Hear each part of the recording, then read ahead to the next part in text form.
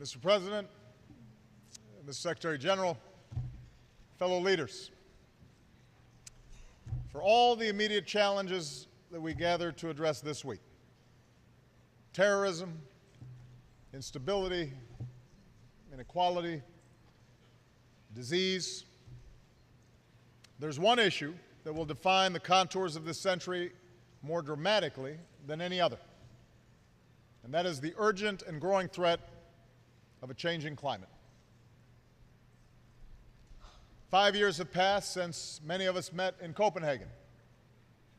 And since then, our understanding of climate change has advanced, both in the deepening science that says this once distant threat has moved firmly into the present, and into the sting of more frequent extreme weather events that show us exactly what these changes may mean for future generations. No nation is immune. In America, the past decade has been our hottest on record. Along our eastern coast, the city of Miami now floods at high tide. In our west, wildfire season now stretches most of the year. In our heartland, farms have been parched by the worst drought in generations and drenched by the wettest spring in our history.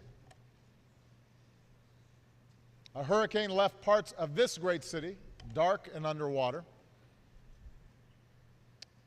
and some nations already live with far worse. Worldwide, this summer was the hottest ever recorded, with global carbon emissions still on the rise. So the climate is changing faster than our efforts to address it. The alarm bells keep ringing. Our citizens keep marching. We cannot pretend we do not hear them. We have to answer the call. We know what we have to do to avoid irreparable harm. We have to cut carbon pollution in our own countries to prevent the worst effects of climate change. We have to adapt to the impacts that, unfortunately, we can no longer avoid. And we have to work together as a global community to tackle this global threat before it is too late. We cannot condemn our children and their children to a future that is beyond their capacity to repair. Not when we have the means, the technological innovation, and the scientific imagination to begin the work of repairing it right now. As one of America's governors has said, we are the first generation to feel the impact of climate change and the last generation that can do something about it. So today I am here personally as the leader of the world's largest economy and its second largest emitter to say that we have begun to do something about it. The United States has made ambitious investments in clean energy and ambitious reductions in our carbon emissions. We now harness 3 times as much electricity from the wind and 10 times as much from the sun as we did when I came into office. Within a decade, our cars will go twice as far on a gallon of gas, and already every major automaker offers electric vehicles. We've made unprecedented investments to cut energy waste in our homes and our buildings and our appliances, all of which will save consumers billions of dollars, and we are committed to helping communities build climate-resilient infrastructure.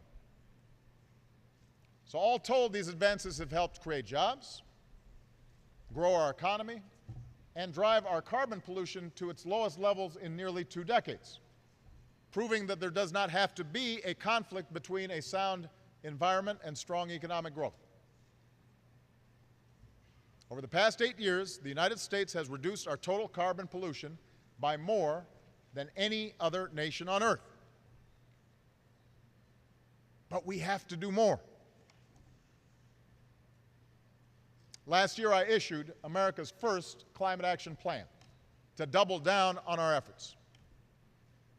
Under that plan, my administration is working with states and utilities to set first-ever standards to cut the amount of carbon pollution our power plants can dump into the air. And when completed, this will mark the single most important and significant step the United States has ever taken to reduce our carbon emissions. Last week alone, we announced an array of new actions in renewable energy and energy efficiency that will save consumers more than $10 billion on their energy bills and cut carbon pollution by nearly 300 million metric tons through 2030. That's the equivalent of taking more than 60 million cars off the road for 1 year. I also convened a group of private sector leaders who have agreed to do their part to slash consumption of dangerous greenhouse gases known as HFCs, slash them 80% by 2050. And already more than 100 nations have agreed to launch talks to phase down HFCs under the Montreal Protocol. The same agreement the world used successfully to phase out ozone-depleting chemicals. And this is something that President Xi of China and I have worked on together. Just a few minutes ago, I met with Chinese Vice Premier Zhang Guoli and reiterated my belief that as the two largest economies and emitters in the world, we have a special responsibility to lead. That's what big nations have to do.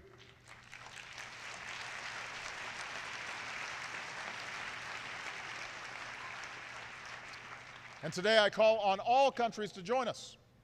Not next year or the year after that, but right now. Because no nation can meet this global threat alone. The United States has engaged more allies and partners to cut carbon pollution and prepare for the impacts we cannot avoid. All told, American climate assistance now reaches more than 120 nations around the world. We're helping more nations skip past the dirty phase of development using current technologies, not duplicating the same mistakes and environmental degradation that took place previously. We're partnering with African entrepreneurs to launch clean energy projects. We're helping farmers practice climate-smart agriculture and plant more durable crops.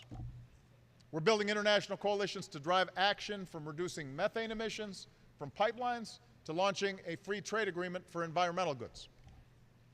And we have been working shoulder to shoulder with many of you to make the Green Climate Fund a reality. But let me be honest, none of this is without controversy. In each of our countries, there are interests that will be resistant to action.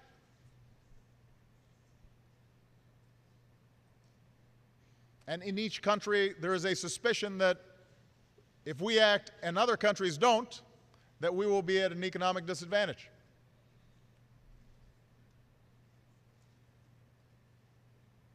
But we have to lead. That is what the United Nations and this General Assembly is about. Now, the truth is that no matter what we do, some populations will still be at risk.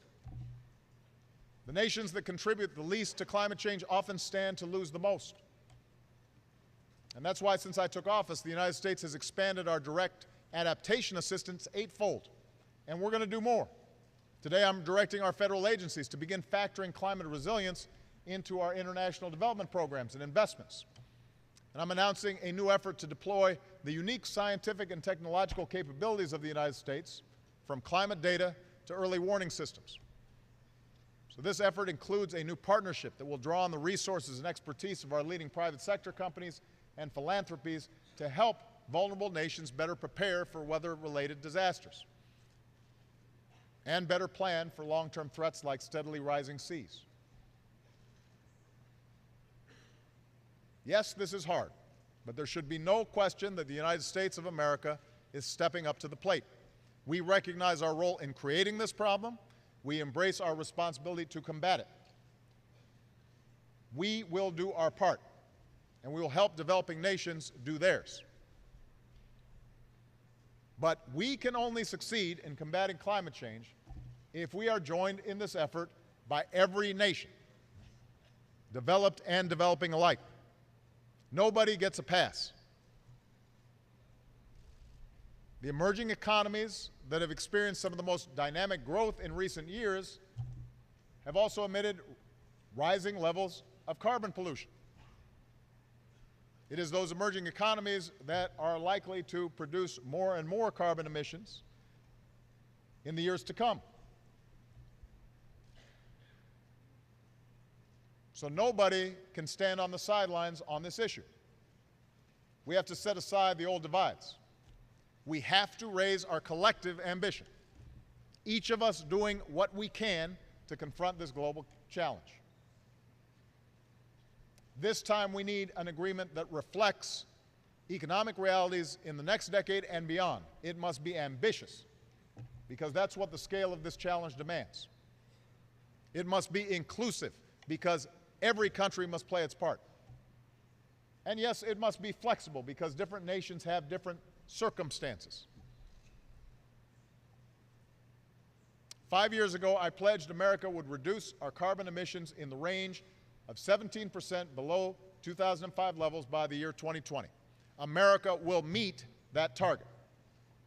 And by early next year, we will put forward our next emission target, reflecting our confidence in the ability of our technological entrepreneurs and scientific innovators to lead the way. So today I call on all major economies to do the same.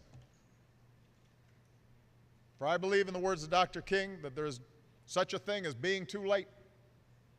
And for the sake of future generations, our generation must move toward a global compact to confront a changing climate while we still can.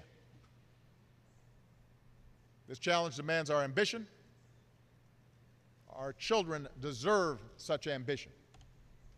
And if we act now, if we can look beyond the swarm of current events and some of the economic challenges and political challenges involved, if we place the air that our children will breathe and the food that they will eat and the hopes and dreams of all posterity above our own short-term interests, we may not be too late for them. While you and I may not live to see all the fruits of our labor, we can act to see that the century ahead is marked not by conflict but by cooperation, not by human suffering but by human progress, and that the world we leave to our children and our children's children will be cleaner and healthier and more prosperous and secure. Thank you very much. Thank you.